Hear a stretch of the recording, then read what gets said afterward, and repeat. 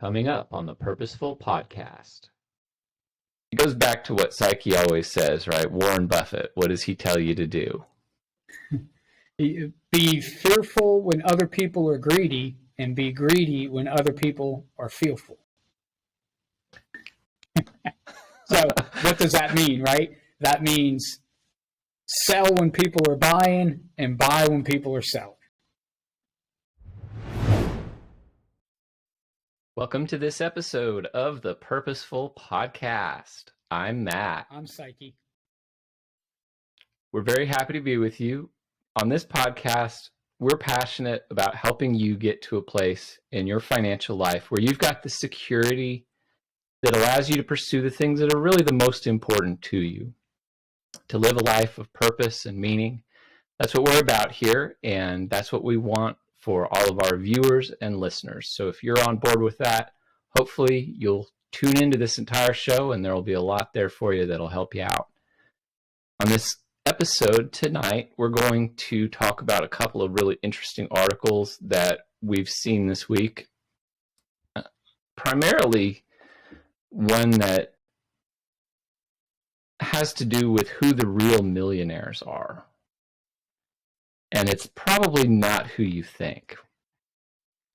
And then we're going to talk about something that's near and dear to our hearts as entrepreneurs and investors, which is the boom and bust cycle.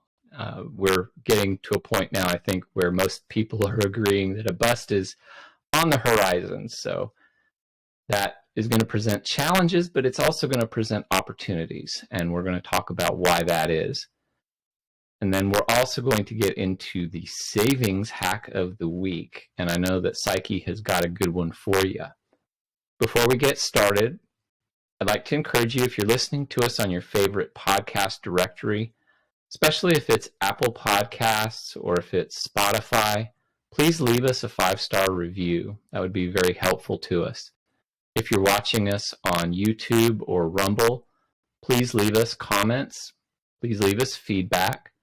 And you're always free to reach out to us anytime at the Purposeful Podcast at convergentdigitalmedia.com. Now we're going to kick it out to the intro, and we'll be back to start the show.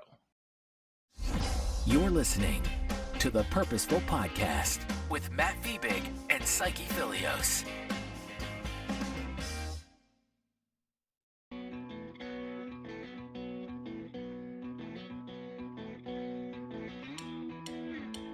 All right, brother, how you doing this week? You know what? I'm doing fantastic. Do I look a little tanner than I usually am? You do. You do. You look good for a tanned Greek. I actually look Greek now because I may have come from the milkman because I was a little bit more pale than I should be as a Greek. There you go. But I'm doing great. I'm doing all right myself, man. I had that sinus surgery last week, and recovery's going well, and I can now breathe through both of my nostrils, so that's a plus. I know everybody wanted to hear that. We can't hear you breathing anymore. That's probably a good thing. Most people are now thinking, if only I couldn't hear you talking. No, not at all. Anyway. Well, glad things are going well for you. I know you've got a good sales hack for us this week, so let me pass it over to you, and you can tell us what that's about.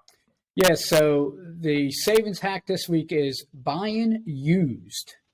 A lot of times we always want the new version of the product we're looking for. Whether it's a cell phone, we want the latest Samsung Galaxy S22, I think might be the latest one, or a couch for your house or a refrigerator, something of that nature. But most of the time, you're better off buying used. It's going to last just as long. It's going to give you the same use you get out of the new one. Might not have some, like in the case of a phone, you might not have some of the features that you would have in the new phone, but are you really going to miss it? And you can save up to 50% sometimes, maybe more. So it's a big savings hack. Look at couches, for example. I was looking for one a few months ago for one of my children. And you go to the chain stores, and it's very difficult to find a couch, sofa, love seat combo for under $1,000. Well, you start looking on the marketplaces online, and you can easily find them for $300 or $400 for a set, and sometimes cheaper, and it's still in really good shape. Yeah, and that's not only good advice on the price saving side, but given the way things have been lately in the economy, I know furniture is one of those pinch points. The benefit of buying used is you can actually have it in your house really quickly, whereas if you buy it new, there's still a pretty good chance you're going to be delayed. It is, you're right. And not only that, the new phones, there's a shortage on just about anything. Right. Now, obviously, because of the shortages in some areas of the economy, like the microchips, which are causing electronics to be relatively low in stock when it comes to the new side, there is upward pressure on prices on the back end on used products. Ordinarily, I would say that used cars are a great example of how to save big bucks, because if you purchase a vehicle that's 2 or 3 years old, you probably are going to spend somewhere between 65 and 75% of what you would pay if you purchased that vehicle brand new, depending on which vehicle it is and how much it's been used. But that's a very big savings by purchasing something that's a late model used instead of a brand new vehicle. Now, obviously, right now, there's a shortage of new cars, so used cars are relatively more expensive than they might have been a couple of years ago. But even if you are paying a little bit more, you still save in the long run because you are paying less. And then, like I said, you actually get the product. You know, if you buy a used car, you can probably drive off the lot in the used car. Whereas if you order a new car, you may wait a couple of months for the production to be able to deliver that vehicle to you. So, yeah, you're absolutely correct on that. The new cars that they're selling, half the time they're not on the lot, and they also are missing something. I just purchased a vehicle for my wife. First brand new vehicle I've ever purchased for my wife, second one in my lifetime. It was a power, I think it was a power seat chip it was missing, and they just don't have them. They said, well, it'll come in about 3 to 6 months, and when it comes in, we'll put it in for you at no charge.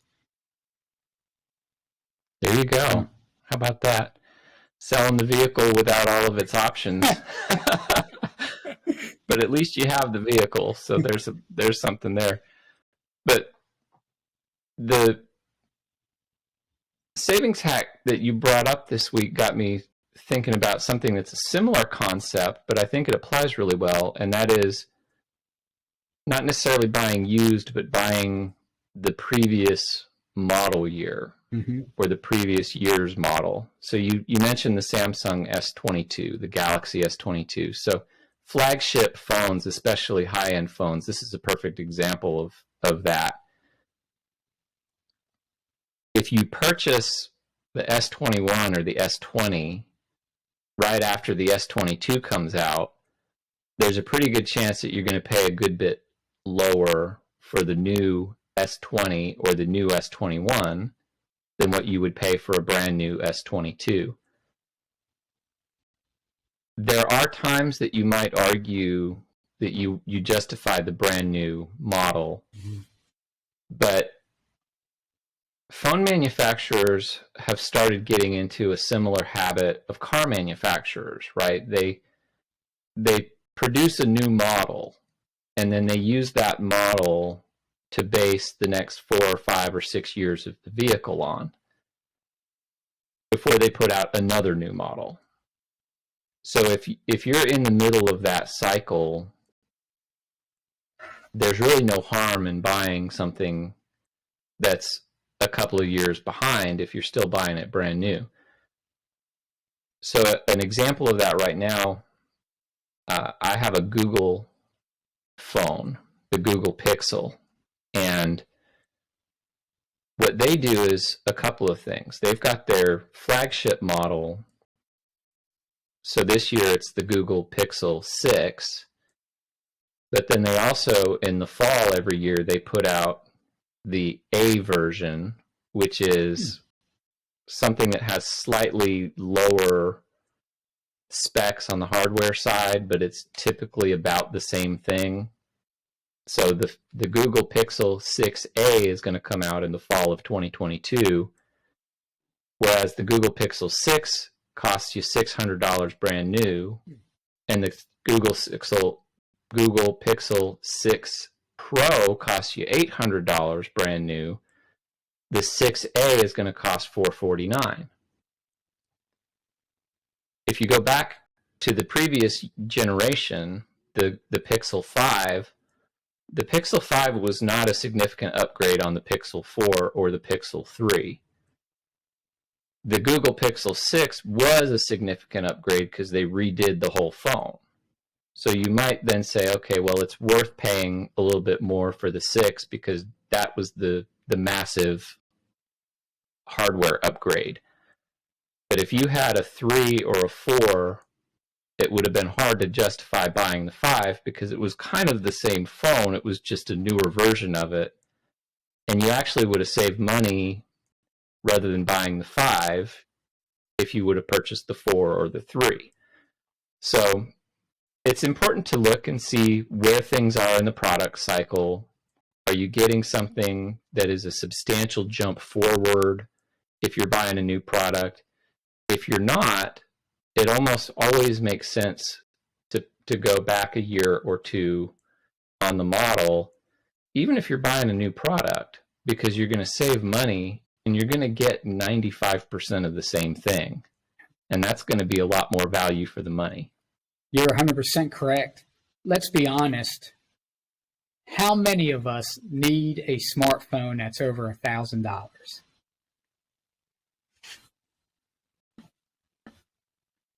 How many? Very few, right? The S22, the new version of what I have, I think I have an S20.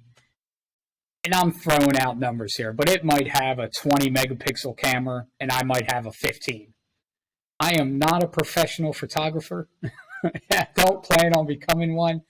I don't think I need to spend that much more money to have 5 more megapixels is kind of my point.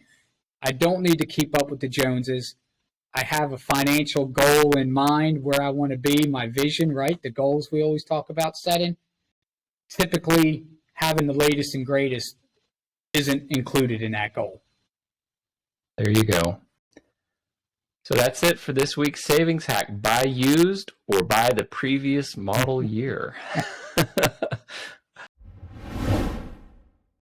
So that brings us to the story that I want to talk about this week. So I've got to pull this up real quick. This is an article in the Daily Mail, which is a British a British outlet. And it says, America's rich are not who we think they are. And so that was intriguing to me because, number one, who do we think the rich are and why would we think that? And so the first place that my mind went to is lawyers. And then, obviously things like professional athletes and everything, but there aren't that many professional athletes out of, 330 or 340 million Americans. So who are the rich? And the article defined that as those Americans who earn at least $1.58 million per year. So they're not just people who are wealthy and are maintaining that wealth over time. They're actually generating income annually. So anyone who makes over 1.58 million a year. So again, I go back to, lawyers. But the reality was very different. So a little bit of the backstory here.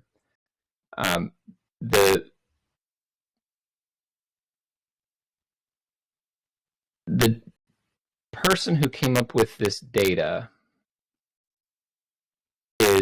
named Seth Stevens Davidovitz. And so what he did is he went into the actual tax data for people who are filing income tax returns in the United States. And so he saw that there were about 140,000 filers that made $1.58 million a year or more. So I think that's where the 1.58 million came from, is that he was looking for a number and he kind of settled on that 140,000 earners, and that was the floor for those folks, was the 1.58 million. So who are the people who earn that money? Well, primarily it's people who own things like auto repair shops, gas stations, business equipment rental contractors, and like car dealerships, people who own car dealerships. So I thought that was very interesting because it really wasn't who I thought it was going to be. So I sent that article to you a couple of days ago, and I know you read it. So what did you think about it? That was a very interesting article because what always comes to mind to everybody, right, is lawyers and doctors. That's what you think about first. At least that's what I think about first when we start talking about high net income individuals, right? Because we're talking about two different things here. We're not talking about what some would call everyday millionaires or the millionaires next door that are your school teacher that save their way or invest their way or live below their means and become a millionaire. We're talking about people that make over $1 million in income every year. So you're thinking, yeah, law school, med school, they got to go for a long time. So that should generate some money. It's just not the case. And what first jumped out at me is 140,000 people, that's the amount of people in the whole country that generate over 1.58 million a year. That's not a lot of people. What's scary in a sense is also what a significant portion of the tax base is being paid by those 140,000 individuals. One thing, though, that struck me, and this was the thing that struck me the most. You're an entrepreneur. I'm an entrepreneur. We encourage folks that are interested in being entrepreneurs to pursue that lifestyle. This article really was validation for that point of view. Of the folks that were looked at, 3 out of every 4 were owners, not wage earners. And that maybe explains the lawyers, for example. There are high-powered lawyers that demand, a significant wage and earn a significant wage. But it's actually the ones that own the law firm that are probably making the most money, right? Not necessarily the highest performing lawyers, but the ones that actually own the firm. Exactly. If those aren't the same people. But think about it like a car dealership, right? You're going to have a lot of folks on the sales floor. Some are going to be higher producers than others. But it's not the highest producing car salesman that makes the most money in the organization. It's the guy who owns the dealership, because he's making money on everybody. So that really validated the idea of being an entrepreneur, because the entrepreneur is the one who has the investment in the business, who has the investment in the capital, and also the investment in the people that make the organization run. And as a result, they're the ones that reap the largest reward and benefit from the productivity of that business. Obviously, some businesses are more productive than others. And that was another point that the article made, which was you don't want to be involved in the kind of business that has super high competition, super low barrier to entry, and super thin margins. And you and I both have been entry-level entrepreneurs, so we know what it's like to be in those types of businesses as well. But share your thoughts on that particular part of the topic. Well, let me first say that brings me back to my vending machine business ventures. But so yeah, it's 100% true. I wanted to kind of talk about the wage thing, the entrepreneurship versus the wage thing real quick. You're absolutely correct about that. It's very difficult as a wage earner to work for somebody and accumulate wealth. Yes, you can save your way to becoming a net worth millionaire, and you can save your way and live your way to a very successful lifestyle. There's nothing wrong with that. But if you're looking for more fulfillment, the next level, you're going to have to do it as an entrepreneur. I remember reading a book back in the 90s from Robert Kiyosaki. We've talked about it before. And he came out with this book, audio tape. It's called the Cash Flow Quadrant. And in it, he talks about the 4 different types of quadrants that all of us are classified in. And he breaks it down. And I remember after reading that book, I found out, well, I want to be in the self-employment. I want to be in the entrepreneurship quadrant where I generate money. So that's kind of what jumped out at me.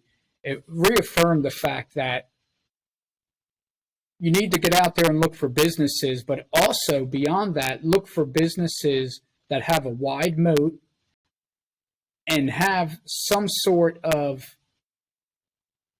competition block built into it. And that's kind of what I mean by the wide moat, right? A lot of these businesses that have regulatory hurdles you have to jump through, and they only allow so many, like distributorships or car dealerships. You could only have one GM dealership within a 50-mile radius. So if you can find those businesses that only allow so many and get involved in them, that you're on your way. Yeah, and you hit the nail on the head right there. Auto dealerships and beverage distributorships have those kinds of wide moats already built in to the business model. So it does afford you a certain amount of protection from being undercut by a nearby competitor. And that enables you to really protect the margins, right? The difficulty is when you get involved in something that it's really easy for anybody else to produce the same service or the same product that you're producing, and they're willing to do it at a lower price than you. Yep. The only way from there is down. There's a lot of downward price pressure, and that's why a lot of entry-level jobs are that way, because more people can do them. You don't need as many specialized skills, and so because so many people are available who can produce those kinds of goods or those kinds of services, there's naturally a lot more competition. The more competition there is, the more downward pressure there is on prices. I'm not advocating for monopolies or oligarchies or anything like that, but there are a lot of industries that you can get involved in where you have those higher margins for one reason or another. And you want to be involved in that sort of business to the extent possible, because it gives you some breathing room. When you think about the inflationary environment that we're in right now, if your profit margins are lower than 5% on your business and inflation is at 8.3%, your profits are being eaten up by inflation and then some, right? If you're in a business where the profit margin is 20 or 30%, inflation still hurts, but it's not going to put you out of business. So you want to be in that kind of environment to the extent possible. But it was a really useful article, really opened my eyes to the truth that I think I knew was true, but I had never seen the facts so clearly that backed it up. And that is that it does pay to be an entrepreneur. Agreed. It does. And that fills a need for a lot of us, right? Those of us that want to be an entrepreneur, it's not just about the money. Of course, we want to see that at the end of the line, right? I mean, we're doing it for a reason, but it's about fulfillment, personal fulfillment, helping others and along the way. So there's a few different reasons why we do that, but the type of business you pick definitely makes a difference on how easy or hard your success is going to be. Exactly. And then ultimately, like you said, it's about what do you want to do once you have the time and you have the resources. You might have a very giving heart and you may be very motivated by certain causes that you find meaningful. But if you're spending 60 hours a week just trying to make your ends meet, well, you don't really have the time or the resources to invest in the things that matter the most to you. So that is one of the reasons that we advocate for entrepreneurship, because we want to see folks that are in a position to make a difference in the areas that do matter most to them. I think we've all had the thought, if I had so much time or if I had so much money, this is what I would really want to do. This is the cause that I would really devote myself to. Well, how are you going to get that much time or money? Not everybody ever will, but ultimately you have two choices, I think, fundamentally. One of them is to take a job in that field, even if it's a low-paying job, right? There are a lot of teachers that teach at private schools, for example, and make very modest wages and have very demanding jobs, and they love their jobs and they love what they do, but they don't produce a significant amount of financial security from the involvement. So it's very meaningful, but it's not very secure. On the flip side, there are a lot of folks that, generate a lot of wealth, and then they invest in those sorts of causes, and they put their time and they put their money into it, and they also make a difference, but they don't necessarily have the financial insecurity that the previous party has. So there are different ways of going about it, but this is a way that hopefully allows you to make a difference in the things that matter to you, and ultimately that's what it's about. Spot on.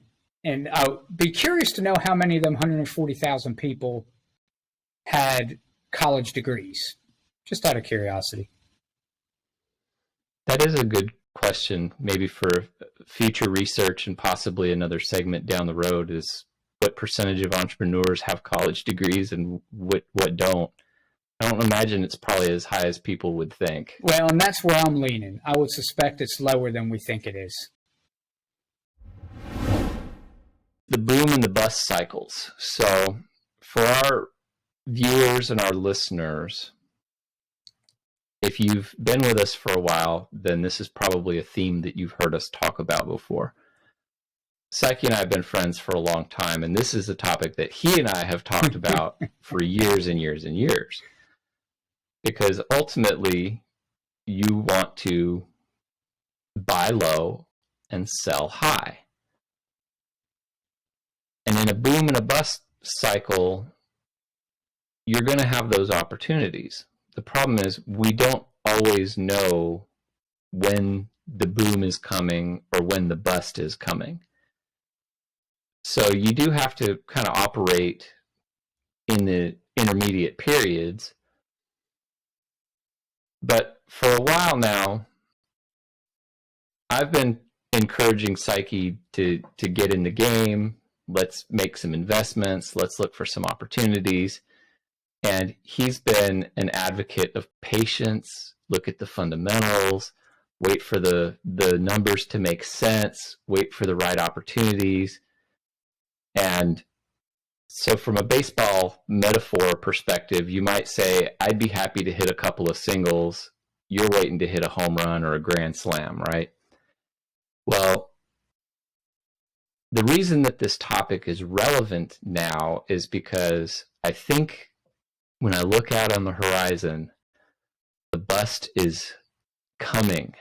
The bust part of the cycle is coming. Yeah.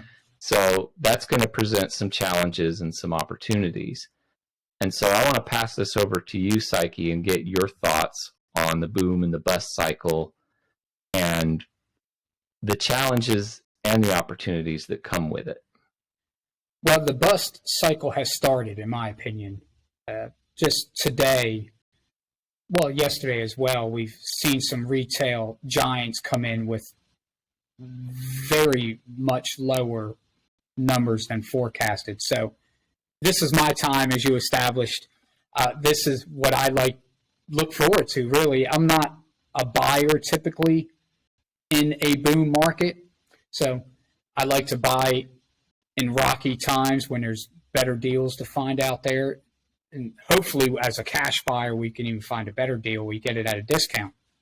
So there's going to be, when you speak about the challenges, that's the challenge. The biggest is to not overspend on something and lose that patience, right? And it's tough. It's very tough.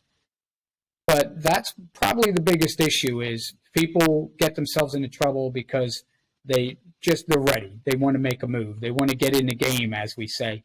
And they jump in, and then 9 to 12 months later, or some point later on down the line, I find out, well, maybe we shouldn't have jumped in at that. So that's the biggest challenge as in regards is what you're going to fall into on whether it's boom or bust. So the biggest reward, though, is if you can hold off and stay patient and keep searching for deals. It takes longer. You got to look at more deals. But you're going to find that one deal that's a home run or a little bit more comfortable of a deal, and you will end up much better off for it in the long run. Right. Well, I want to get into just a brief explanation kind of why a boom and a bust cycle actually happens in the economy. And the idea is that for whatever reason, something comes to the attention of the public at large, or at least a large number of people, and it is identified by those people that, hey, this is a good opportunity to get in to whatever sector. So real estate is a classic example because real estate goes through boom and bust cycles on a regular basis. So people look and say, okay, well, there's a lot of value in real estate. Let's get involved in real estate. So money flocks into the real estate sector. And demand outstrips supply. So prices start to go up. Well, you start seeing these infomercials on TV, right? So-and-so is coming to your area, and they're going to do a seminar on how to flip houses. They're going to do a seminar on how to make money in real estate, right? So the hype builds, and people are getting in and say, oh, this is how you're going to make a quick buck. So more people get interested because they look at the recent experience and they see how the housing prices have gone up by, 10% or 15% in the last year or 20% in the last year. So they want to get in on that because who doesn't want to make 20% on their return? So even more money comes in, even more demand, even more upward pressure on prices. Well, as I mentioned in one of our recent podcasts, there was an economist by the name of Herbert Stein who used to say that if something can't keep going up, it'll stop. And that invariably happens during a boom cycle, is that it goes up as high as it can go and then it stops. Well, people have brought all this extra money, all these investments into the market. And so in a way, it's kind of like a game of musical chairs. When the prices stop appreciating, everybody who got in and leveraged themselves to get in, anticipating a 20% return, now finds themselves stuck holding an asset that nobody wants anymore because they can't afford it. And the only way to get out from under it is to sell it at a discount. And so that's when the bust starts. And once that begins, the entire market has to go through an adjustment period until the price finds some sort of a natural equilibrium point.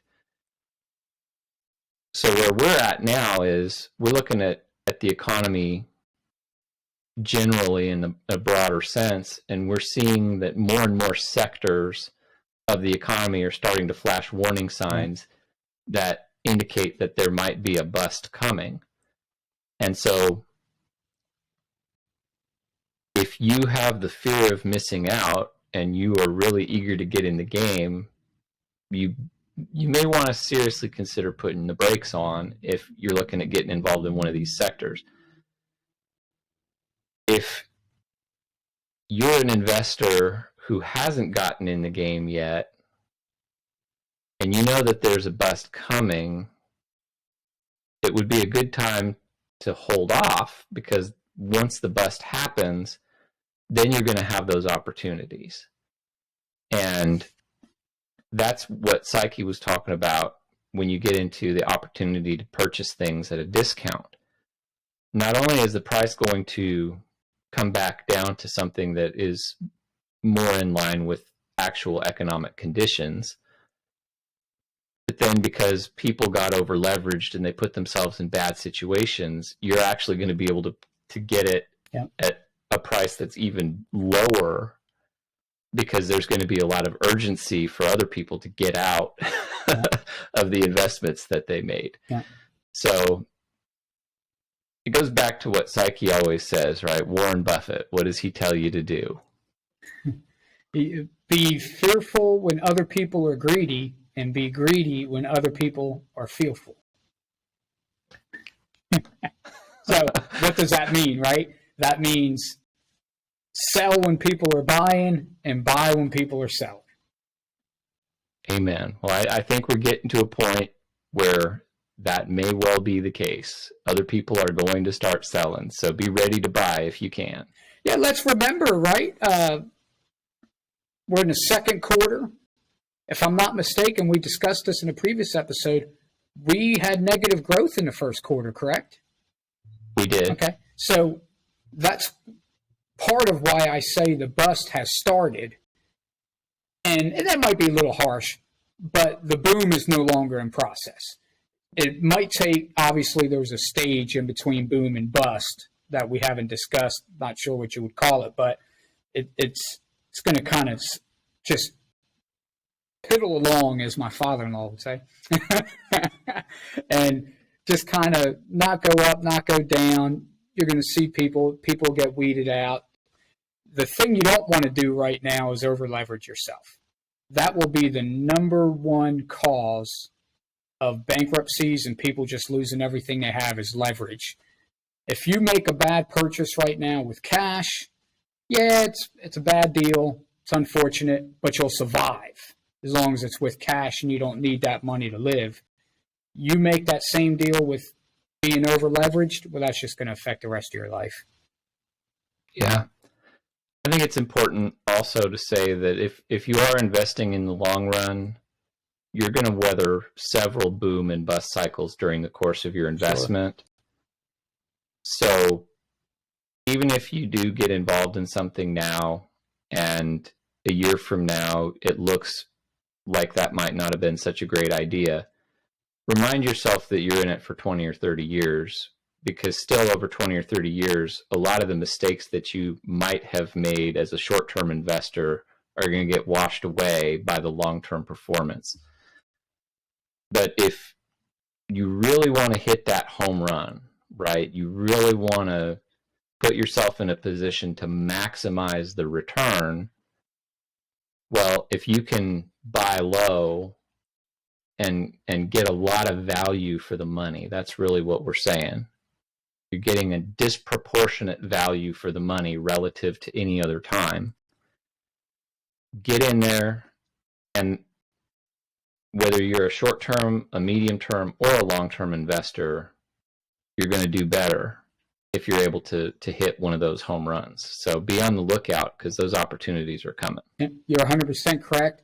The biggest advice I want to give to our listeners before we end this topic is don't panic sell your assets in a time like this, regardless of what them investable assets are, stock market, real estate, commodities, crypto, anything. Unless you see a fundamental change in that particular sector that just makes it irrelevant, or it's not a buy, it's gone out of favor, a whole number of reasons why a certain sector would stay depressed for a long period of time. Unless that happens, don't sell. Hold on. You should be a long-term guy anyway, so there's no reason to sell now and panic because that's just as bad as anything else. Agreed. I think that's a great place for us to wrap up for this episode. Thank you for being with us. We'd like to encourage you again, if you're listening to us on your favorite podcast directory, please subscribe to our feed. And if you're listening to us on Spotify or Apple Podcasts, please leave us a 5-star review. That would be extremely helpful to us. You can find us at our locals community by looking for us at thepurposefulpodcast.locals.com. You can find us on YouTube. You can find us on Rumble. You can find us on Facebook. Look us up at Convergent Digital Media. And if you have any ideas or any feedback that you'd like to give us, if you'd like to hear us talk about any topics, please reach out to us. You can reach us at The Purposeful Podcast at convergentdigitalmedia.com. We appreciate you. We're grateful for you. We hope you have a fantastic week. And until next time, this has been The Purposeful Podcast. Thanks for listening to The Purposeful Podcast with Matt Fiebig and Saki Filios. We hope you enjoyed this episode. Make sure to join us on Locals at thepurposefulpodcast.locals.com and find us on YouTube and Rumble by searching for The Purposeful Podcast. If you like this podcast, don't forget to rate and review. This has been a production of Convergent Digital Media. Visit convergentdigitalmedia.com for more info. Thanks again for listening to The Purposeful Podcast.